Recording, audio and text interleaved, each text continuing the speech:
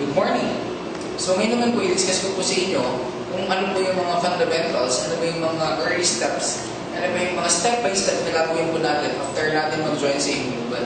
Alam niyo po marami pong nag-aakala ngayon na after nila mag-join sa Aim Global, in a stop, kikita na agad sila ng malaking pera.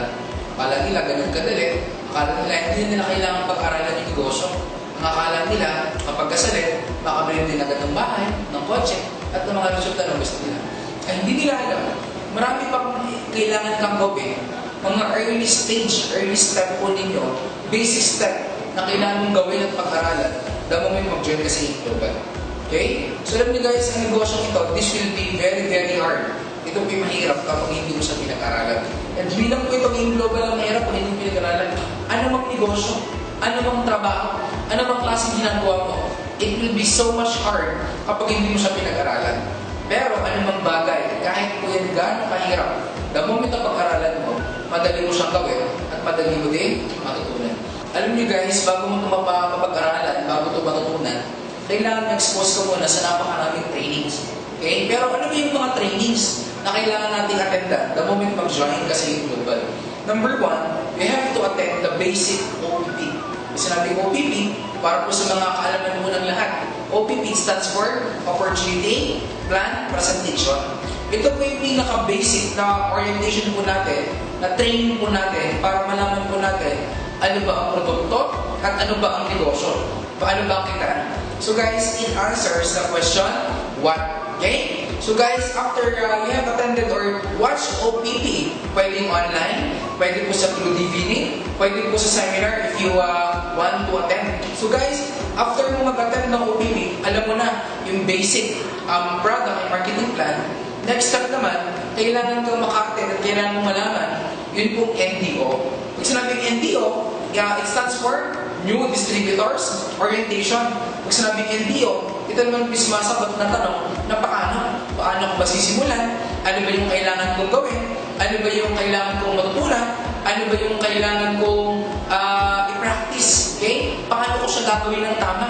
Paano ko siya gagawin? At paano ko siya i-work out para sa ganun, hindi ako mahirapan. So guys, ang NDO, ito po natin kung ginagawa. It is a couple of NDO po ang tawag po dito. Although, introduction pa lang ito for NDO. So guys, mahalaga po na matunan po natin kung paano. Alam niyo kung bakit guys, ano bang bagay na madali din po yung mahirap kapag hindi mo alam kung paano gawin. So guys, that's our second module or second training. Pangatlo guys, kailangan po maka-attend ka or makapanood ka ng ASAP training. When you say ASAP training, it is Alliance Success Achievement Program. Ito naman po yung training na sumasagot why training is important. Bakit ba kailangan kang mag-attend ng training? Ano ba yung kahalagahan ng training? At the same time, okay, why network marketing? Bakit maganda ang network marketing over traditional business, over employment? It answers naman kung paano mo i-defend yung negosyo mo sa mga prospects mo. And of course, okay, yun pong mga pag-aralan po sa ASAP, is po tinatawag po natin na advantage ng Alliance Motion Global sa iba't ibang network marketing company. Alam niyo guys, hindi naman lang po Aim Global ang network marketing company sa buong Pilipinas and even the whole world. So guys, para malaman po natin ano ba ang edges, ano ba yung mga advantage natin, gaano ba ang nandang Aim Global. So guys, by attending ASAP training, malaman po natin kung gaano po ang nandang Aim Global, kung gaano ka-effective yung products, kung gaano ka-profitable yung marketing plan, kung gaano ka-credible yung mga may-ari, at kung gaano ka dapat maging proud sa company mo na Aim Global. Bukod po sa mga basic training na OPP, NDO at saka ASAP training, meron po tayong mga supplementary trainings na kailangan mo din kong ma-attendan. Okay? Tinatawag po natin na leadership training, intensive product demonstration, and technical training. So those are supplementary trainings na makakatulong din sa'yo at nang sa ganun kung para mapalaki mo pa yung network mo, of course, makapag-build ka ng malaking organization. Tulad na lang po ng leadership training. Sa leadership training, tuturuan po kayo how to become a true leader. Okay? Tuturo po sa inyo ng mga trainers natin, ng company, kung ano yung mga qualities, attributes ng isang leader. At the same time, sa intensive product demonstration, i-discuss naman po ano ba yung mga minute details, yung mga detalyado na components ng products natin kung bakit siya magaling sa particular na sakit. And of course, sa technical training, malaman po natin yung yung mga details to operate our website. So pag-enroll ng mga products, para malaman po natin yung mga point system, kung maganda na po yung kinikita po natin, kung paano mag-encash, that will talk about technical training. Maganda yung mga trainings natin. Lahat naman po siya available, okay, on mga videos na ikakonduct po natin.